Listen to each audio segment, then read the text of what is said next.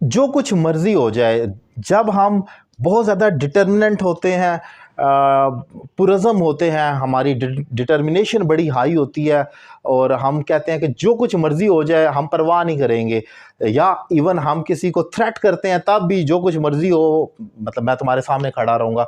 तो ये जब फ्रेज़ बोला जाता है जो कुछ मर्जी हो, इसको इंग्लिश में कहते हैं कम व्हाट मे। ये एक स्पेसिफिक फिक्स्ड फ्रेज है। अब ये क्यों कहाँ से जुड़ गए तीन लव, का मतलब है आना, व्हाट क्या, में शायद के लिए कहा जाता है। तो आप इसका लफ्जी तर्जमा नहीं कर सकते। अगर आप इसको गूगल पे पुट करेंगे तो गूगल इसका लफ्जी तर्जमा वही निकालेगा, जैसे मैंने कहा ना, आना क्या शायद, तो ये तो कोई तुक नहीं बनती। आप कहेंगे नहीं इसका मीनिंग ऐसा नहीं। तो इंग्लिश में कई ऐसे लफ्ज हैं जो फ्रेज फिक्स्ड होते हैं, वो बने हुए ही ऐसे होते हैं, उसको आप तब्दील नहीं कर सकते, वो आपको याद कर कर अप्लाई करना होता है।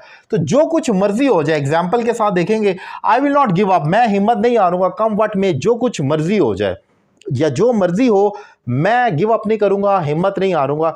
अब मैं अपनी एक अज़म का इजहार कर रहा हूँ, सख्ती का, ताकत का, कि जो कुछ मर्जी हो, हालात जैसे भी हो जाए, मैं गिव अप नहीं करूंगा। तो वहां पर मैं ये कहूंगा, I will not give up, come what में, जो कुछ मर्जी हो मैं गिव अप नहीं करूंगा। अच्छा, अब किसी को अगर ये ना आता हो, जैसा कि मैं अपनी भी एक मिसाल देता हूँ कि आज से कुछ साल पहले तक ये फ्रेज़ मेरी नज़र से जब नहीं गुजरा था, तो मुझे जब बोलना या लिखना पड़ता तो मैं ये कह देता था, व्हाट्सोएवर हैपन्स। इसका मतलब ये जो कुछ मर्जी वाक़या हो जाए, यानी कि जो कुछ मर्जी होता है, whatsoever happens I will not give up, मैं हिम्मत नहीं हारूंगा। दूसरे तरीके से इसको ऐसे भी कहा जा सकता है, लेकिन अगेन मैं हमेशा एक बात अपने लेक्चर्स में भी समझाता हूँ और ऑनलाइन क्लासेस में भी, कि जब आपने कुछ बोलना या लिखना होता है, आपके पास एक नंबर वन चीज आती है जो स्पेसिफिक और एग्जैक्ट होती है, लिटरल भी हो सकती है और एग्जैक्ट होती है, और जिसको वो नहीं आता तो फिर वो ऑप्शन नंबर 2 पर जाता है।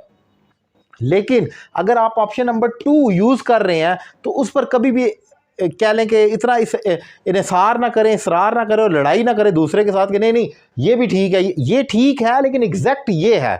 मैं आज भी कहता हूं, अगर मैं ये बोलता रहा तो एग्जैक्ट ये था जो बात मुझे पता लगा, तो अब अगर मुझे बोलना है लिखना पड़े, पहले मैं ये कहूंगा ये होना चाहिए। लेकिन जिसको नहीं आता वो तो फिर जो मर्जी करता रहे ना, टूटे फूटे लफ्जों से जोड़ ले अपना मामला, लेकिन एग्जैक्ट ये है।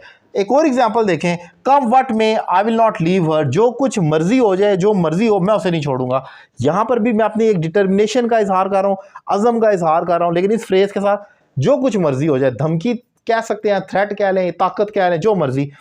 तो आप कहते हैं जो मर्जी हो जाए, जो कुछ भी हो जाए, मैं उसको नहीं छोड़ूंगा। सो याद रखें, वही पॉइंट हमेशा रिपीट करता हूं, एग्जैक्ट कम व्हाट में है, लेकिन व्हाटसोएवर हैपेंस अगर कोई कह देता है तो ऑब्वियसली मीनिंग तो कन्वे हो ही जाएगा, कोई डंडे तो नहीं मारता। सो ये इंपॉर्टेंट पॉइंट था, मैंने कोशिश की आसान करके इसको डिफाइन करूँ। और ये भी याद रखें, कम व्हाट में फिक्रे के स्टार्ट में भी आ सकता है और एंड पे भी आ सकता है, it makes no difference as far as your rest of the grammatical structure is correct. आपका टेंस सेंटेंस ठीक है, इसका कोई मसला नहीं है। सो इंपॉर्टेंट पॉइंट था, मैंने डिफाइन किया। लेक्चर कैसा लगा अपनी राय का इजहार करें, और ऑनलाइन क्लासेस के लिए नंबर आपकी स्क्रीन पर मौजूद है। Thank you very much.